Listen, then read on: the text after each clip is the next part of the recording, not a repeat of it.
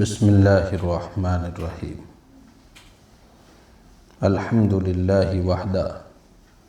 والصلاة والسلام علی من لا نبی بعدہ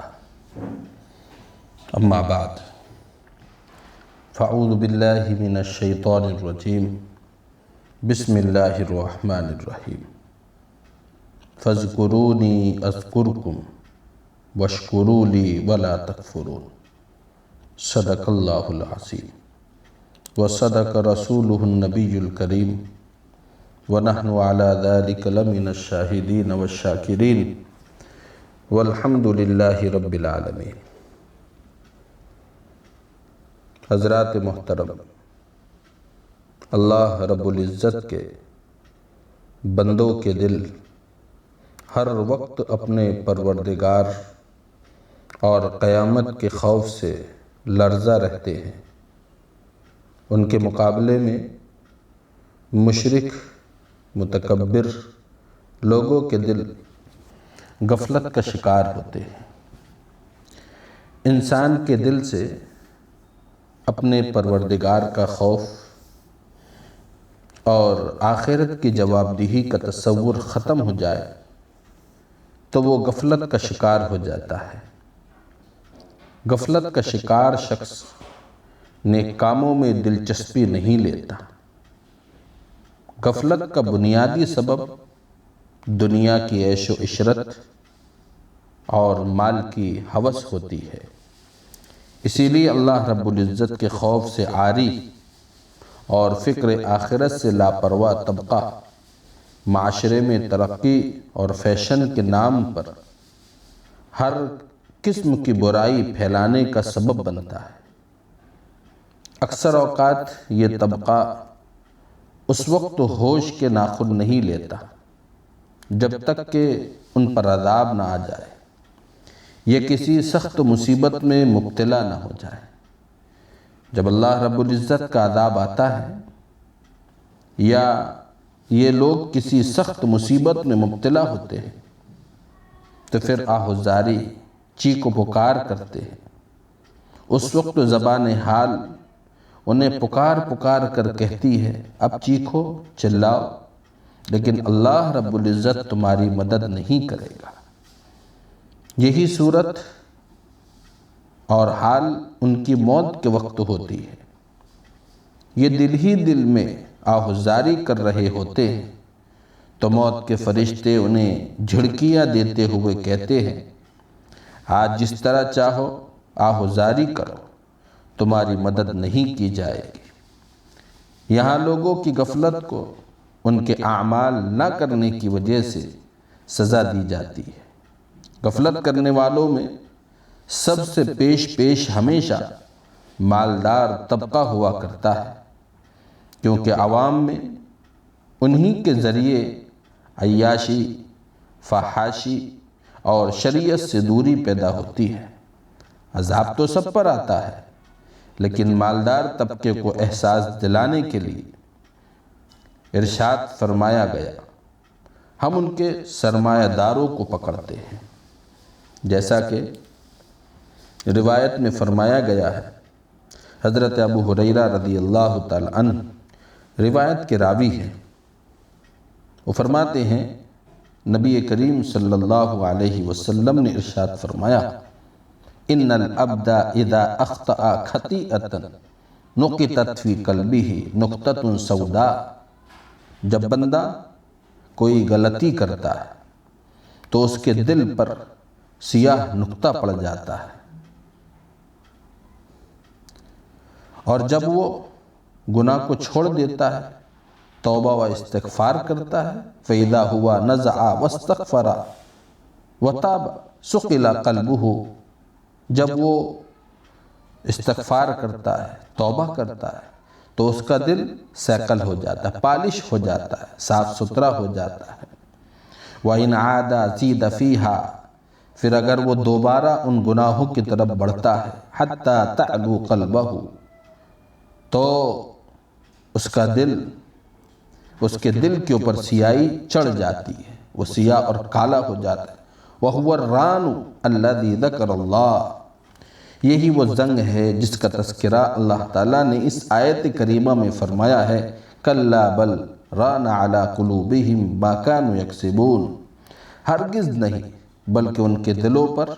ان کے گناہوں کی وجہ سے زنگ چڑھ چکا ہے۔ یہ روایت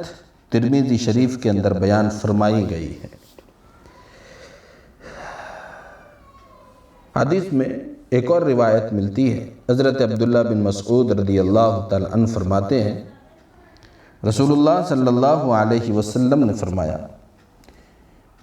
ان گناہوں سے خاص طور پر بچنے کی تاکید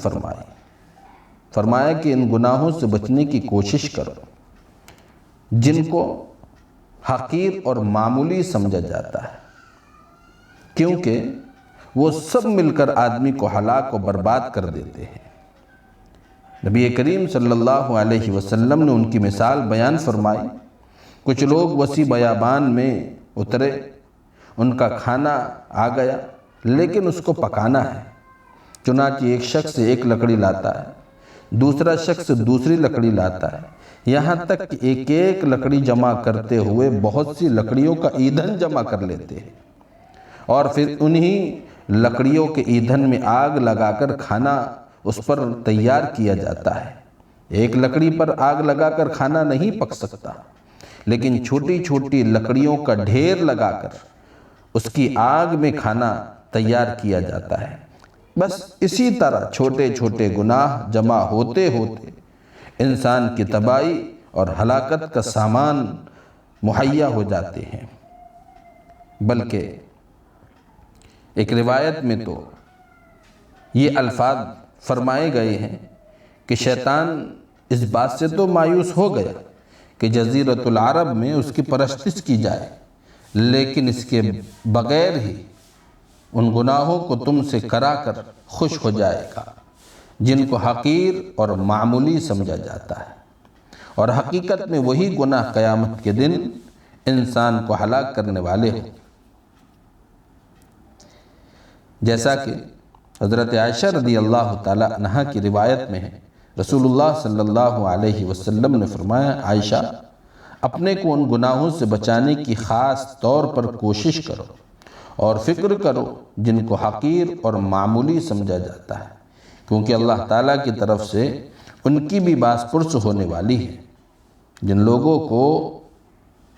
آخرت اور حساب و کتاب کی کچھ فکر ہوتی ہے اور جو اللہ رب العزت کے عذاب اور اس کی پکڑ سے ڈرتے ہیں، اور کبیرہ یعنی بڑے گناہوں سے بچنے کا تو عام طور پر اہتمام کرتے ہی ہیں، لیکن جو گناہ ہلکے اور صغیرہ سمجھے جاتے ہیں ان کو خفیف اور معمولی سمجھنے کی وجہ سے اللہ سے بہت سے خدا ترس نیک بندے بھی ان سے بچنے کی فکر زیادہ نہیں کرتے، حالانکہ اس حیثیت سے کہ وہ گناہ ہیں اور ان کے کرنے میں بھی اللہ رب العزت کی طرف سے بھی ان کی باز پرس ہونی ہے، ہمیں ان سے بچنے کی بھرپور کوشش کرنا چاہیے۔ اسی لیے شیخ سعدی رحمۃ اللہ علیہ اپنے انداز کے اندر انسانوں کو آگاہ کرتے ہوئے اللہ رب العزت کی بڑائی اور اس کی قدرت کو بیان کرتے ہوئے سمجھاتے ہیں، میرے پیارے، گناہوں کی وجہ سے، لذت کی وجہ سے گناہ نہ کر، لذت جاتی رہے گی، گناہ باقی رہے گا، اور تکلیف کی وجہ سے نیکی نہ چھوڑ، تکلیف جاتی رہے گی، نیکی باقی رہے گی۔ بہرحال یہ جو حدیث آپ کے سامنے ذکر فرمائی گئی ہے، گناہ بہت بڑی لعنت ہے، اور یہ اللہ رب العزت سے دوری کا ذریعہ اور سبب بنتی ہے۔ دیکھیے قرآن کریم میں بارہا یہ بات فرمائی گئی ہے، یا ایھا الذین آمنوا اتقوا اللہ، اے ایمان والو اللہ سے ڈرو۔ کیا مطلب ہے تقوی کا؟ تقوی کا مطلب سانپ اور بچھو کی طرح ڈرنے کا نہیں ہے، جس طرح آدمی سانپ اور بچھو سے گھبراتا ہے، ڈرتا ہے، اس طرح تقوی کا مطلب نہیں ہے، بلکہ تقوی کا مطلب یہ ہے کہ انسان اللہ تعالیٰ کی مرضی کے خلاف، انسان اللہ رب العزت کی خوشنودی کے خلاف کوئی عمل کر جاوے اور اللہ اسے اپنی رحمت سے دور کر دے۔ ایک بندہ مومن کو تو ہمیشہ اس بات کی فکر میں لگے رہنا چاہیے اور ہمیشہ اس بارے میں سوچتے رہنا چاہیے کہیں کوئی گناہ اللہ کی مرضی کے خلاف نہ ہو جائے اور اللہ مجھے اپنی رحمت سے دور کر دے۔ جیسا کہ نبی کریم صلی اللہ علیہ وسلم نے حضرت عائشہ رضی اللہ تعالیٰ عنہا کو نصیحت فرمائی اور خاص طور پر آپ کو مخاطب کر کر فرمایا، لیکن یاد رکھیں یہ انتباہ اور یہ ہدایت و نصیحت رسول اللہ صلی اللہ علیہ وسلم کی طرف سے اپنی امت کے سب مردوں اور عورتوں کے لیے ہیں، صرف حضرت عائشہ کو نہیں فرمایا۔ جب نبی کریم صلی اللہ علیہ وسلم کے خاص گھر والوں کو بھی اس فکر اور احتیاط کی ضرورت ہے تو آپ کے اور ہمارے لیے اس میں غفلت اور بے پرواہی کرنے کی کہاں گنجائش ہے۔ حقیقت یہ ہے کہ صغیرہ گناہ اگرچہ کبیرہ کے مقابلے میں صغیرہ ہے، لیکن اللہ تعالیٰ کی ناراضگی کا باعث ہونے کی حیثیت سے اور اس حیثیت سے کہ آخرت میں اس کی بھی باس پرس ہونے والی ہے، ہرگز صغیرہ اور ہلکا نہیں ہے۔ دونوں میں بس اتنا فرق ہے جتنا کہ زہریلے اور کم زہریلے سانپوں میں ہوتا ہے۔ جس طرح کم زہر والے سانپ سے بھی ہم بچتے اور بھاگتے ہیں، اسی طرح ہمیں صغیرہ گناہوں سے بھی اپنے آپ کو بچانے اور محفوظ رکھنے کی کوشش کرنا چاہیے۔ یہی حدیث کا منشا ہے اور اس کا مطلب ہے۔ حضرت ثوبان رضی اللہ تعالیٰ عنہ فرماتے ہیں نبی کریم صلی اللہ علیہ وسلم نے ارشاد فرمایا، بلا شبہ انسان گناہ کی وجہ سے روزی سے محروم کر دیا جاتا ہے۔ مطلب یہ ہے کہ آدمی کے گناہوں کی سزا میں اللہ رب العزت اس سے روزی کو روک لیتا ہے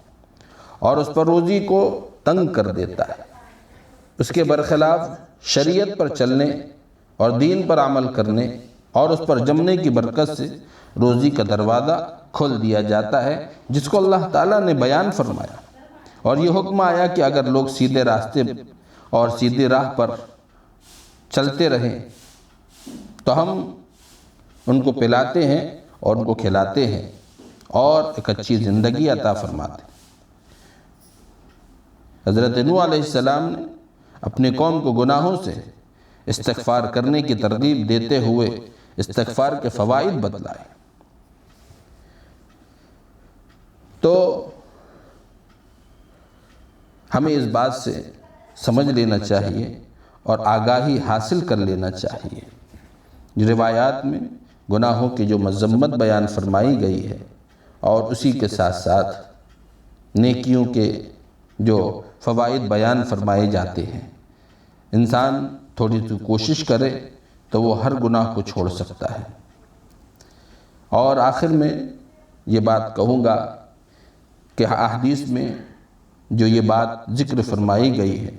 کہ جو استغفار کو لازم پکڑ لیتا ہے، اللہ رب العزت ہر مشکل سے راستہ دیتا ہے، ہر غم سے نجات عطا فرماتا ہے اور ایسی جگہ سے اس کو روزی عطا فرماتا ہے جہاں سے وہم و گمان بھی نہیں ہوتا۔ اس سے یہ بات پتہ چلتی ہے اعمال صالحہ سے روزی کے دروازے کھلتے ہیں اور گناہوں کی وجہ سے روزی سے محرومی ہوتی ہے، بے برکتی ہوتی ہے۔ اللہ تعالی ہم سب کو حلال اور پاک رزق کے حاصل کرنے کی توفیق و سعادت عطا فرمائے اور گناہوں سے بچنے کی توفیق عطا فرمائے۔ وآخر دعوانا ان الحمدللہ رب العالمین۔